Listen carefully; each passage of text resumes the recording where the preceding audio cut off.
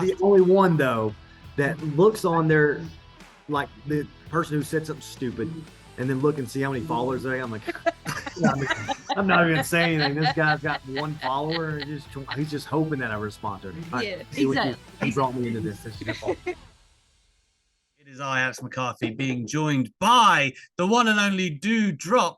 That's right, UK's own. Pipes, how are you? I'm very well. How are you doing? It's so good to see you again. It is great to see you again. Thank you very much. I was saying to Joel, it's surprisingly hot in the UK today. I know. 30. Oh. I mean, I say that. And I feel so sorry for you guys because the UK doesn't have air conditioning, so I have no idea how you guys are coping. I cannot. Yeah. I've become soft.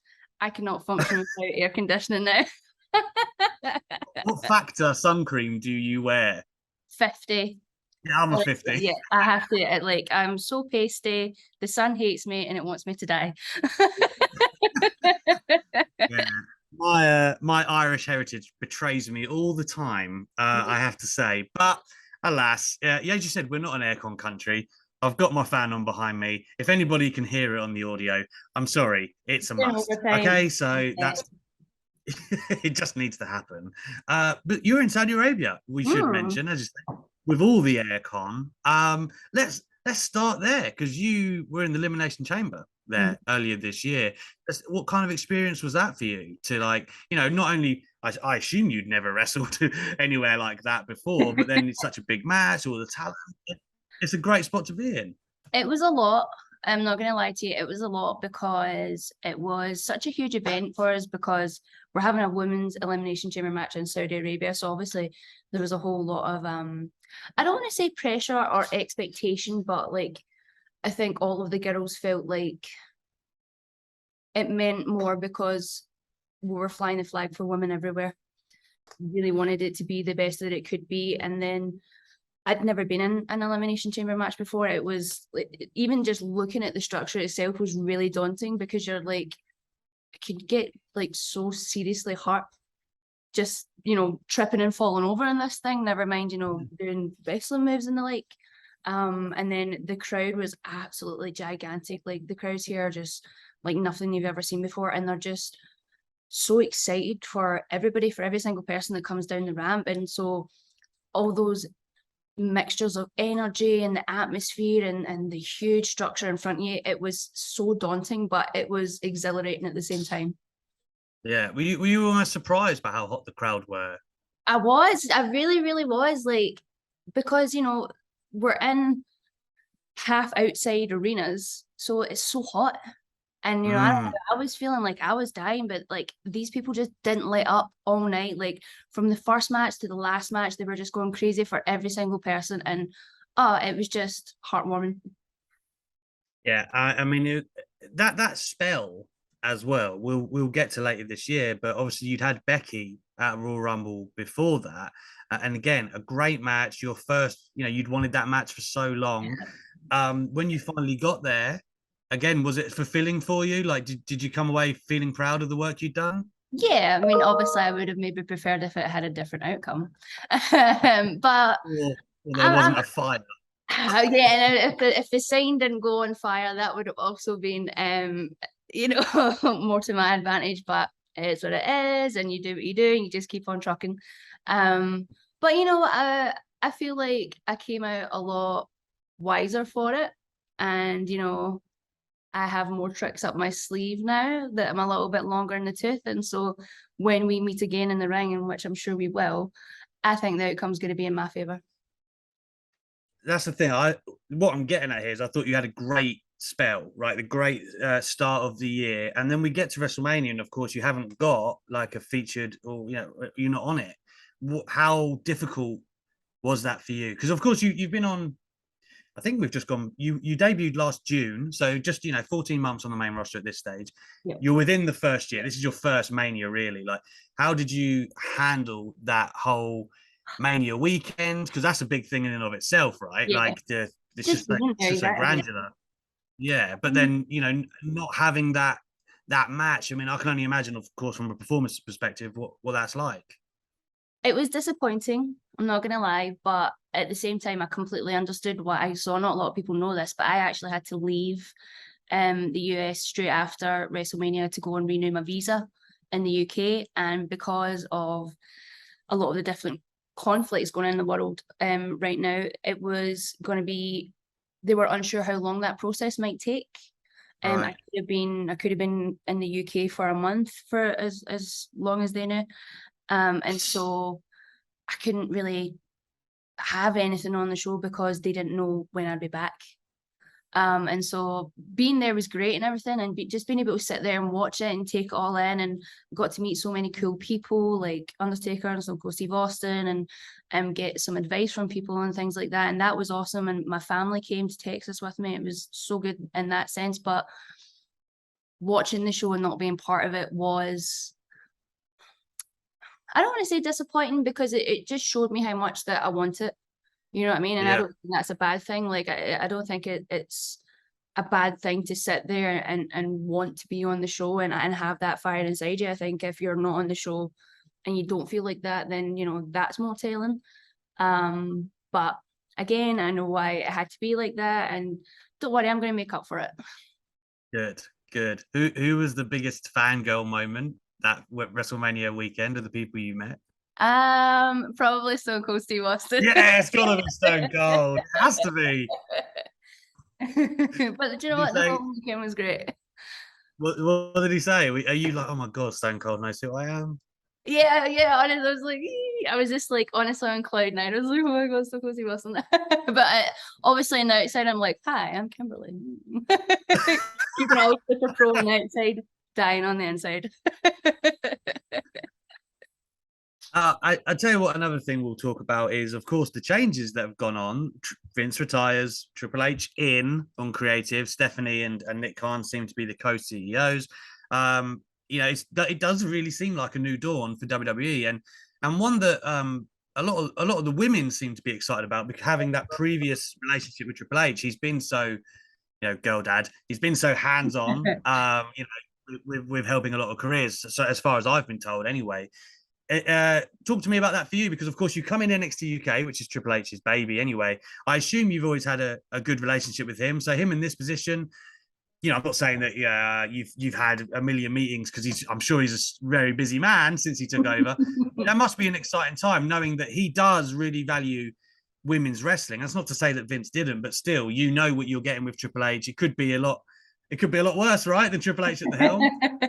No, most definitely. It's really exciting for me because it was actually Triple H who first signed me to my NXT UK contract, which was how long ago? So 5 years? although yeah, I think it must be in 3, 4, 4, maybe 4. Yeah. Maybe 4. 4. Don't want to give my age away, you know. So although especially what with me being in the UK and him being in the US, and then the whole COVID thing happening, I didn't really get to talk to him as much as I would have liked and such. But knowing that it was him that saw the initial value in me to bring me on board is really comforting. And then obviously being taken up to straight away to main roster, I didn't quite get to build that relationship that I would have liked, but through all of my friends and their meetings with him, and you know, I'm more than confident that he sees value in all the women and is going to really make it a focal point of the show. Is there like a buzz of optimism among the women in the locker room? Oh, yeah, absolutely. Like, especially as soon as Io and Dakota were in the backstage with us, like everybody's been buzzing. I can't wait to beat them up personally. But I'm genuinely so excited to have them on board, and it's so exciting because you just don't know what's going to happen next. And I think maybe for some people that can be daunting, but I just think it's so exciting.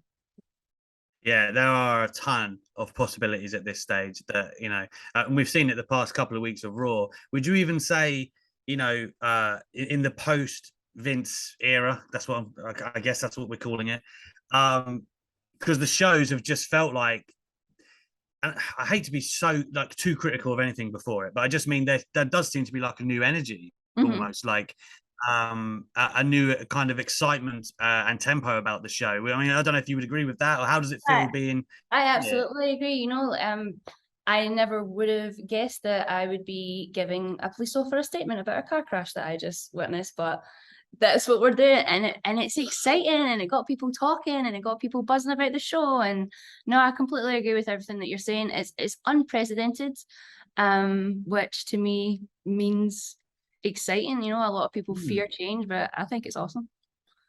Not I was that about to ask. So it wasn't your car that crashed. You're giving a statement about another crash. yeah. Do you know what? I looked at Nikki and I was like, "Is this you? Is this you? What have I told you about texting and driving?" No, I think a lot of people thought it was my car that crashed. It's not my personal car that crashed. No. Just working in the car park like you do, right? You're trying to keep your tea in. You're the bad kids. We hang out in the car park. That's it. That's it. Smoking ciggies and graffiti. Up to no good hoodlumness. But hey, you never know what might happen. And apparently the NXT car park's a very dangerous place. So everybody should watch themselves now that they're in the Raw car park. Well, that's what I'm getting at. I don't want you hanging out there. You never know. He might be lurking in the shadows. I'm glad you brought up Nikki though, because that to me, I was very excited when I saw you two come together. Not only because you want to see your favorite people have direction and a story, but like just you two together does seem like a great dynamic, right? How does that happen? Whose idea is it? And is that something you or Nikki? Is it WWE? How does it work? So kind of a column A and column B. So me and Nikki had kind of noticed that we were being put together in matches a lot, whether it was tags or whether it was 6-on-6 and stuff like that. We kind of find ourselves together a lot, but nobody had really like said anything specific, or like, it was like, oh, you guys are a tag team now or anything. Like, it kind of just seemed to like gravitate that way naturally.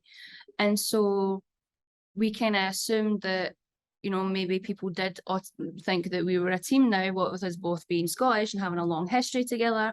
Because I've known Nikki for as long as I've been wrestling, which is 15 years now. We actually started 1 week apart at the same wrestling school, so we really have come up together. And although we were mostly against each other in that time, it was still all the time that we'd worked together and formed a bond. And then when I came to main roster, she was obviously one of the people who helped me out the most. She knew like how strange this world would be for me, and everything that I would have to face, because she'd done it herself before. So she really did help me. So we just, from there, that bond kind of got more cemented. And I think, I don't know, like people just seem to think, oh, you guys are together now.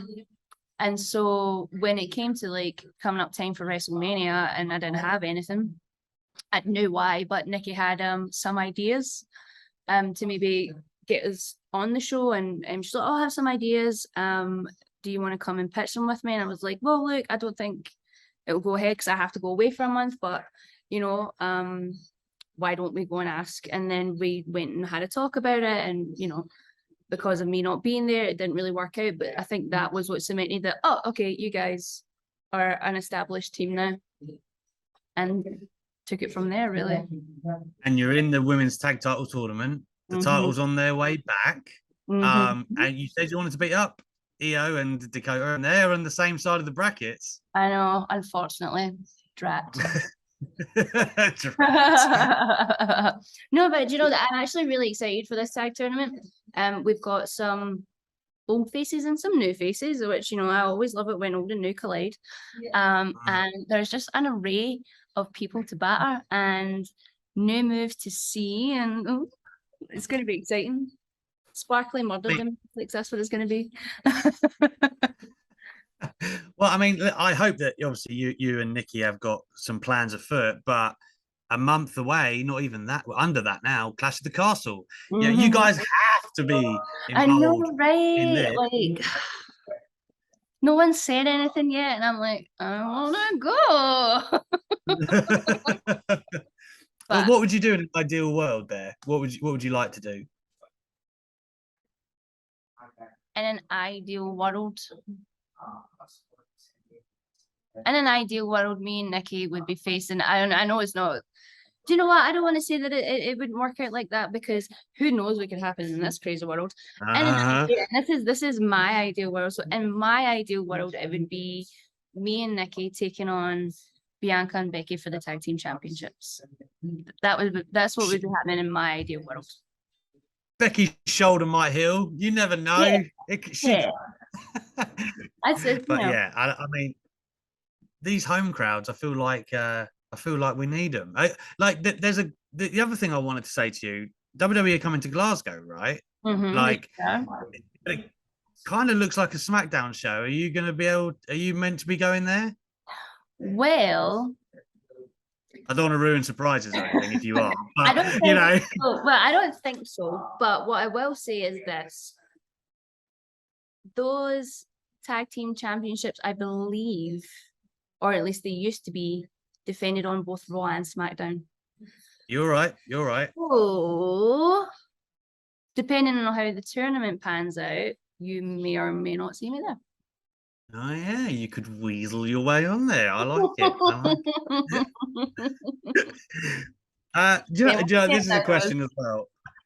I said to my friends, I'm going to be speaking to Doudrop today, and they were saying, right, so when now that Triple H and that are in charge, would you ever say, you know what, about that name, or are you just kind of go, you know what, it's fine? Do you know, I'll be 100% full transparency. We did actually have a conversation about it. You did. We did have a conversation about it, and we were just because this is the thing. Like, before it was Vince's vision, and now it's Triple H's, and so you have to get an idea of, okay, well, what's your vision and where do you see this going, and are you open to ideas and things like that. And for me, I don't mind either way. Yeah. I would just like to make more deliberate steps going forward with characters, because I feel like for the past little while, things have been kind of, like, when I was faced Doudrop, like, obviously initially I had absolutely no idea what to do. It was just kind of like, oh, your name's Doudrop now, and I was like, okay, let's run. And it took me such a long time to get comfortable with who Doudrop was. Like, I was like, okay, I get this. I'm bubbly and I'm happy and I'm chirpy. I'm essentially Jojo Siwa. And after a minute, like, I got into it and I got comfortable with it and I was having a lot of fun. And then it was like, you're gonna be a heel now, and I was like, I don't know how to do that. And so I was kind of like, there's so much trial and error that went on, like, literally as I was going. So it took a minute to try and figure out, like, who heel Doudrop was. And so now that Triple H has come on board, I kind of just wanted to get a bit more of a feel of who she's supposed to be, and what the option would be as far as different facets of that character, or maybe a new character, or maybe an old character, or where we might go from there. So we'll see. As we're saying, it's an exciting time. Was he receptive to the idea? Yes. He was open-minded? Yes? Yeah, very much so. I mean, he was receptive to all ideas. I'm very much aware that there's probably, like, lots of other people that are looking for changes and such, and he's got an awful lot on his plate right now, but I'm willing to be patient and to really make sure that we're being deliberate and we're really thinking about what the direction is and where we want to go. The last thing I'm going to finish with some quick fire, but before I do that, I did want to ask you about, because I know you know this as well, I admire your Twitter use very much. The beacon that you are on Twitter. I try. I just wanted to, don't we all? I wanted to kind of, the way I wanted to approach this question, I guess, is, you came onto the main roster in June. Has your life been, like, seismically different since, you're in front of millions of people every week now? Before that, right? Is there like a before and after on Twitter, would you say? Not really. Not as much as Twitter is concerned. I think people seem to think that, like, I find it difficult to be anything other than 100% real on Twitter. Mostly because for me, don't you laugh at me? AJ's laughing at me. For me, I remember how it was being a young girl on social media and seeing all these beautiful faces and these beautiful bodies and wishing that I could be like them. So for me, I like to, obviously I like to, do my makeup and wear nice outfits and, put on a little filter every now and again. But I'll always like to bring it back to realism and telling people, no, this is really what I look like. And this is really how I feel. And this is really how life is, because I just don't think that pretending that life's perfect all the time or that you look perfect all the time is healthy for anyone. And so for me, I'll be real with people about getting, shitty comments or, yeah, hey, like I posted too many nice pretty selfies recently, so you're gonna have to deal with an ugly one today, because I just think that that's the way social media should be. And I think people who have some sort of an influence need to realize the impression that they might have on people. And like, yeah, no, we all want to post, like, we all want to post stuff to get a good audience and likes and comments and whatever and stuff like that. But I think you have to have responsibility for the stuff that you post and realize the lasting effect it can have on young minds.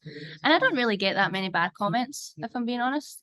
It's really very, very minimal. It's just occasionally I'll bite to one. And something, do you know what the biggest wake-up call for me on social media was? When I first came up to main roster and I looked at my social media, and I would say I get 95% positive interaction. Very, very rarely do I actually get negative comments. And then I was looking at Charlotte Flair's social media, and I was looking at Eva Marie's social media, two of who I think are the most beautiful people in the world, and still they had horrible comments. Horrible comments. And I was like, do you know what? I don't think it's me. I don't think it's me. Yeah. I think sometimes social media is just inherently awful. And once you realize that some people just like to go there and spew their hate, and maybe that's how they get through the day, and that's fine. You don't take it personally. Doesn't make it okay by any means, but it is what it is. And if that makes them feel better. You can't put a price on how you feel, you know what I mean? So it's one of them things. Am I the only one though that looks on there like the person who said something stupid and then look and see how many followers they have? I'm like, I'm not even saying anything. This guy's got one follower. He's just hoping that I respond to him. Yeah, exactly. He brought me into this. This is your fault. Yeah. And sometimes people just want attention, and you know what? Sometimes I'm gonna give it to them, and they're gonna be sorry. And they wish they hadn't. It's different for sure because it's not Vince, and I had a great relationship with Vince. It's not bad or anything. I'm very optimistic about how everything is going. It's just different. I never thought there'd be a time where I wouldn't work for Vince.